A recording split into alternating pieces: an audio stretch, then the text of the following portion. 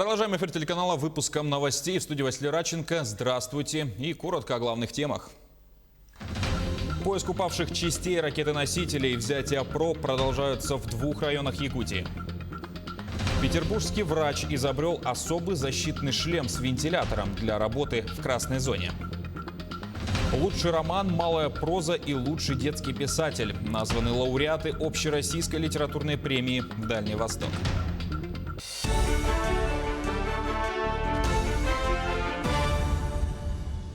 В районах обнаружения частей ракеты продолжаются работы по отбору проб. Председатель Госкомобеспечения безопасности Якутии Дмитрий Лепчиков провел совещание по итогам пусков космических аппаратов. Накануне проведен облет районов падения, отбор проб и поиск фрагментов отделяющихся частей ракеты-носителя. В Алданском районе снег и погодные условия не позволяют в полной мере провести поисковые работы. В Кобельском районе найден крупный фрагмент. Вокруг него взяты необходимые пробы. Данные обрабатываются и будут представлены позднее. По предварительным же результатам экологической опасности фрагмент не представляет. Совместно с администрацией района и службой спасения Якутии решается вопрос его эвакуации с места обнаружения. Тем временем в России космонавтов начали прививать от COVID-19. Для этого используется российская вакцина «Спутник Ви». С подробностями Татьяна Гамозова. В России от коронавируса начали вакцинировать космонавтов. Центр подготовки в Звездном городке в пятницу обнародовал видеозапись, на которой прививку получает Олег Артемьев, бывший член экипажа Международной космической станции, а ныне депутат Мосгордумы. Его примеру последовали сотрудники тренировочного центра. По словам главного врача поликлиники Звездного городка, всего в первой группе от COVID-19 были привиты 10 человек. Для остальных составлен график вакцинации. В Звездном используют российскую вакцину «Спутник Ви», которая еще проходит 3-ю фазу клинических испытаний, однако уже поступила в гражданский оборот по всей стране. Петербургский врач изобрел особый защитный шлем с вентилятором для работы в красной зоне. Владислав Спиридонов испытывал множество неудобств из-за постоянного ношения во время рабочих смен маски или респиратора, который даже не гарантирует полную защиту в условиях красной зоны. Поэтому у мужчины возникла идея о создании особого шлема, способного разом решить все вопросы. Особая конструкция позволяет дышать свободно и не вызывает запотевания защитного экрана. В медучреждении используется уже порядка 11 шлемов, и отзывы коллег, заявил создатель, очень хорошие. Всем нравится и особо отмечают высокий комфорт в работе. Разработку уже запатентовали. Они задерживают 99,99% всех инфекций. Через эти фильтры воздух поступает в моторный отсек. Из моторного отсека воздух попадает под масочное пространство. И под масочном пространстве как раз таки получаю я комфорт. То есть, если я нахожусь в очках, например, и длительное время нахожусь в красной зоне, у меня не запотевает ничего. И самое главное, я могу спокойно дышать. Для того, чтобы послушать легкие, мы продумали такой специальный выход, где я могу продеть фонендоскоп, сюда провести. Можно работать вполне 8-часовую смену, то есть не снимая даже его.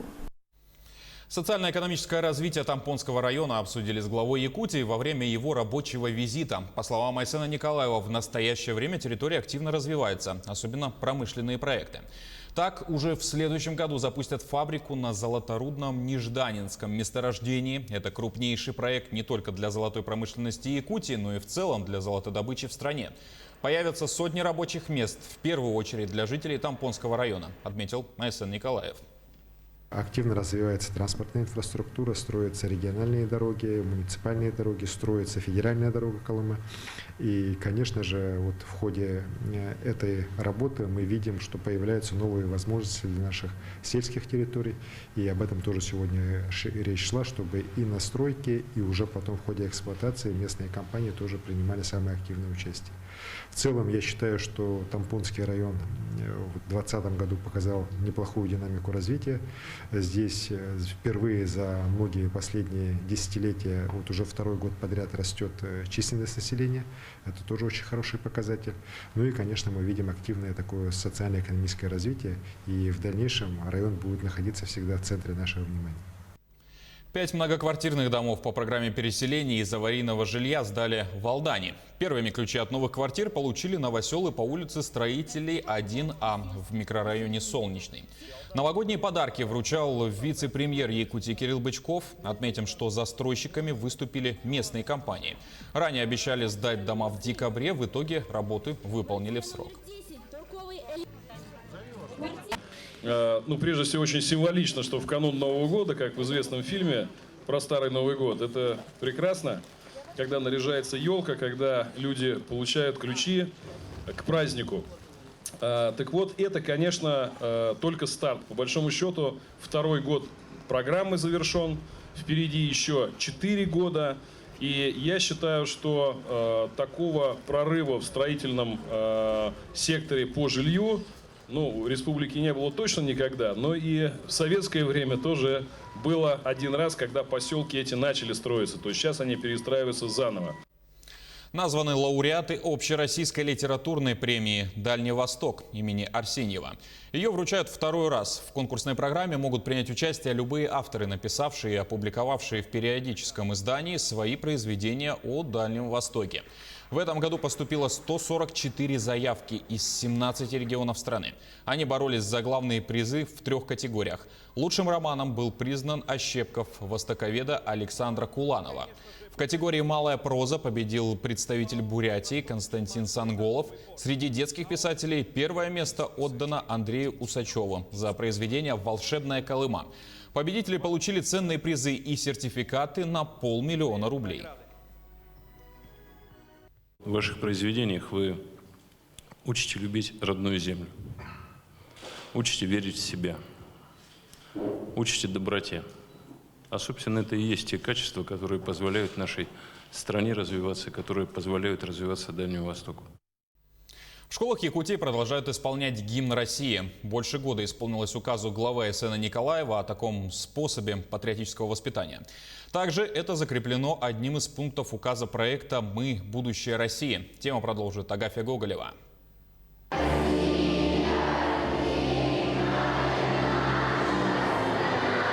21 ноября 2019 года дан старт проекту «Мы – будущее России». Айсен Николаев принял участие в торжественном исполнении гимна страны в школе номер 5 города Якутска. Учащиеся исполнили главную песню страны, тем самым открыв патриотическую акцию для всех школ республики. Фундамент наш – это наш патриотизм, наша гордость нашей великой страной. И ее мы должны, конечно же, в наших детях культивировать с самого малого возраста. Проект направлен на формирование у подрастающего поколения уверенности в своем будущем, востребованности и ответственного участия в развитии республики и страны. Мы периодически будем проводить игры по символам государства. Честно говоря, мы тоже уже проводили для детей разных поколений, как они знают символы государства. Просто наша задача продолжить работу более глубоко. Основная идея документа – зародить в душе ребенка любовь к родной природе, семье, истории и культуре страны. С чего начинается Родина? С картин в твоем букваре, с хороших и верных товарищей, живущих с соседями в дворе. Родина – это там, где ты родился. Там, где твоя семья. И там, где ты жил. Да, мне кажется, это хорошая программа. Она станет стимулом для работы.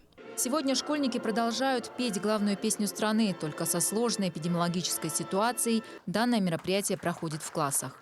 В целом, в 2019 году глава республики запустил проект «Мы – будущее России», который имеет цели воспитать с самого малого возраста патриотические чувства к своей родине, ценности, уважение к старшим, любовь к своей республике, своей стране.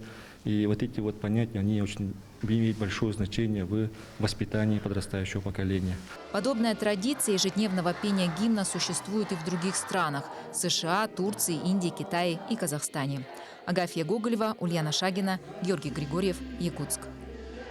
Тысячи новобрачных и новорожденных зарегистрировал Ленский ЗАГС за более чем вековой период своей деятельности. Также работники учреждения были свидетелями регистрации необычных имен. Какое было самым диковинным и сколько сыграно свадеб, сотрудники рассказали Марине Крутихиной. В 80-е годы была одна скандально известная журналистка, ее псевдоним Юлистана. И моя тетя Ариадна Спартаковна, она, ну, наверное, была фанатом этой журналистки. Потом, когда я родилась, она дала мне это имя. К необычному имени линчанка Юлистана давно привыкла. А вот новые знакомые, конечно, частенько удивляются. Имя не превратило женщину в скандальную журналистку, но явно определила судьбу. Юлистана уже 5 лет работает в отделе ЗАГСа и частенько регистрирует других людей с редкими именами. Каждый 5-й ребенок в Ленском районе носит необычное и редкое имя. В этом году у нас, самое редкое в этом году это у нас Таина. Работников ЗАГСа в наше время уже ничем не удивишь. За 102 года существования у Ленского отдела ЗАГС сложилась история. Сыграли 26 тысяч свадеб, зарегистрировали 56 тысяч новорожденных. К сожалению, не обошлось без разводов. Браки расторгали 12 тысяч раз. Все данные бережно хранятся в архиве. Самая старая запись здесь от 1926 года. Все данные записаны от руки. Несмотря на ограничения, ленчане продолжали жениться, рожать детей и даже стали реже расходиться. По сравнению с 2019 годом, в 2020 расторгли брак на 156 пар меньше. Данные по заключению брака пандемия все-таки внесла коррективы. В этом году расписалась на 116 пар меньше. В этом году рождение составило как 361, заключение брака было 163. Сильно оно не меняется с течением годами. В этом году разводов было намного меньше, составило 123, смерти было 398.